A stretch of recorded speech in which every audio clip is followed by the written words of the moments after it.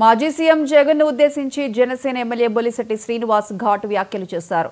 రపా ఏంటి, గంగమ్మ జాతర ఏంటి అని ప్రశ్నించారు. రాష్ట్రానికి పెట్టుబడిదారులు రావాలంటే భయపడే పరిస్థితి నెలకొందని అన్నారు.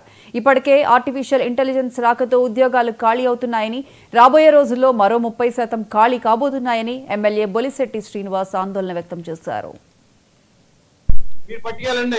ఎవరికే బ్లాక్ లో అవసరం లేదు, దానికి ఏది అంటకట్టవలసిన అవసరం లేదు. నిరంతరం రైతు కోసం పనిచేస్తా ఉంది ప్రభుత్వం.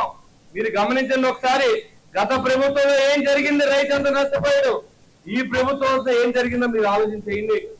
ఆఖరి ధాన్యం గింజలు కూడా మన ప్రభుత్వంతో కొనిపించాం. ఇదే శివ మన పని. అదే విధంగా సురేష్, ఇక్కడ ఉన్నటువంటి మల్లేష్, వీళ్ళందరూ కూడా ఫోన్ చేసి అన్నయ్య గారు సంచులు కావాలంటే సంచులు పంపించాం. మీకు లారీలు అన్లోడ్ అవుతుందంటే మిల్లుకి చెప్పాం, అలాట్మెంట్ ఉన్నా లేకపోతే దింపుకొని తీసుకొస్తానని చెప్పాం. అదే విధంగా చేసాం. కాబట్టి మీరందరూ ఆలోచన చేయండి. మంచి ప్రభుత్వాన్ని ఎన్నుకున్నాం.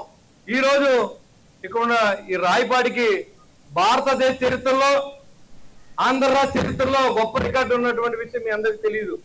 ఎందుకంటే ఇవాళ అభ్యర్థిగా మనం తాతారావు గారు నిలబెట్టిన తర్వాత ఆయన వైసీపీ నాయకులు భయపెడితే మీ బిల్లులు ఆపేస్తాం, మీ సంగతి చూస్తూ ఉంటే భయపడి బాబు నాకు వద్దు, మీరు వేరే క్యాండిడేట్ నిలబెట్టి ఎక్కించుకోమని ఆయన తప్పుకున్నాడు.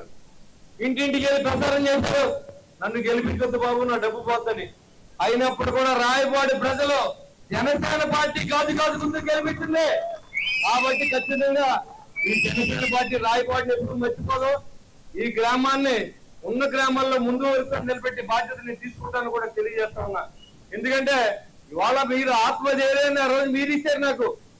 అన్ని చోట్ల ఓడిపోతే క్యాండిడేట్ నిలబడి పరిస్థితి లేకపోతే ఇక్కడ మనిషి లేకుండా గెలిపించిన ఘనత మీది. మిమ్మల్ని చూసి నేను ధైర్యంగా ఉన్నా, మమ్మల్ని చూసి పవన్ కళ్యాణ్ ధైర్యంగా ఉన్నారు.